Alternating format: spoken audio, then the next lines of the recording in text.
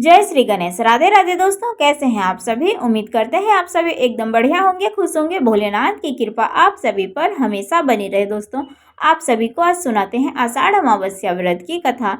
अमावस्या का दिन बहुत ही विशेष महत्व माना जाता है। इस दिन पितरों की पूजन के लिए इस दिन स्नान दान तर्पण करने का बहुत ही विशेष महत्व है। अमावस्या के दिन पवित्र नदियों में स्नान करना चाहिए, पितृ देवताओं की पूजन करना चाहिए और अमावस्या के दिन भगवान शिव और माता पार्वती जी की भी पूजा की जाती है। पीपल वृक्ष की फेरी लगाई जाती है। इस दिन पीपल वृक्ष की पूजा करने का भी विशेष महत्व है और धार्मिक मान्यताओं के अनुसार पीपल के वृक्ष में सभी देवी देवताओं का वास होता है। इसलिए इस दिन पीपल पेड़ में जल अर्पित करने से सभी मनोकामनाएं पूरी होती है। अमावस्या के दिन कथा सुनने का भी बहुत विशेष महत्व है। तो चलिए आप सभी कथा को सुनिए।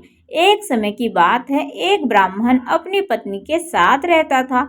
वह दोनों ही भगवान विष्णु के बहुत ही बड़े भक्त थे। दोनों प्रतिदिन अपना ज्यादातर समय भगवान के ध्यान और पूजा पाठ में बिताते थे।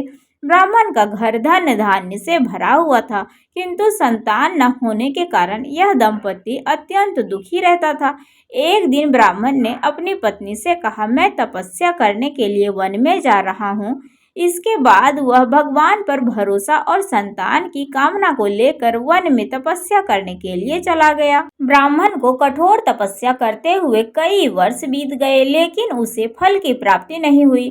अंत में हार मानकर ब्राह्मण ने अपने जीवन को समाप्त करने का निर्णय लिया।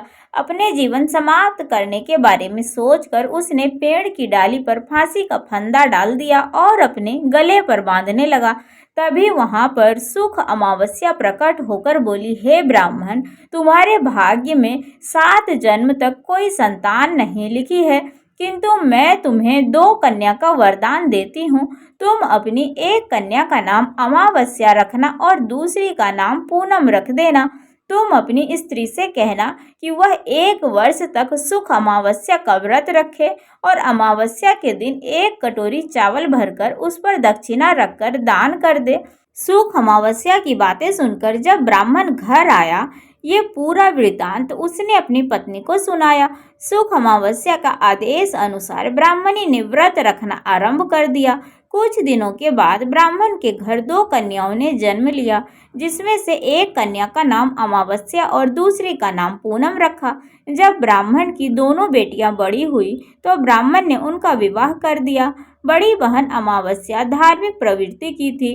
वह काफी समय भगवान की पूजन और धर्म कर्म में व्यतीत करती थी। इसके विपरीत पूनम भगवान को बिल्कुल भी नहीं मानती थी। बड़ी बहन अमावस्या के घर में सुख समृद्धि का भंडार था, पर छोटी बहन के घर में दरिद्रता छाई थी।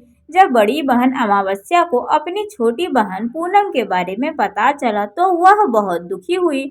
तब अमावस्या अपनी बहन के लिए ढेर सारा सामान लेकर उससे मिलने गई। छोटी बहन के घर पहुंचकर अमावस्या ने उसे 1 वर्ष तक सुख अमावस्या का व्रत करने की सलाह दी। साथ ही अमावस्या ने व्रत को विधि पूर्वक करने के बारे में पूनम को बताते हुए यह भी कहा कि तुम 1 वर्ष तक सुख अमावस्या का व्रत करना और 1 कटोरे में चावल भरकर उसमें दान कर देना। ऐसा करने से तुम्हारे सभी कष्ट दूर हो जाएंगे और घर में सुख समृद्धि आएगी। पूनम ने अपनी बहन की बातों को मानते हुए बिल्कुल ऐसा ही किया। ऐसा करने से उसके घर धन धान्य से भर गए और उसके घर में एक बेटे ने जन्म लिया। तो दोस्तों, ये थी अमावस्या की कहानी। आप सभी को कैसी लगी? अगर कहानी पसंद आई हो तो वीडियो को लाइक आप सभी जरूर कर दिया करिए दोस्तों, और चैनल पर जो भी नए आते हैं तो सब्सक्राइब भी जरूर कर लिया करिए दोस्तों। तो चलिए मिलते हैं आप सभी से फिर से एक अगले वीडियो में। राधे राधे, हर हर महादेव।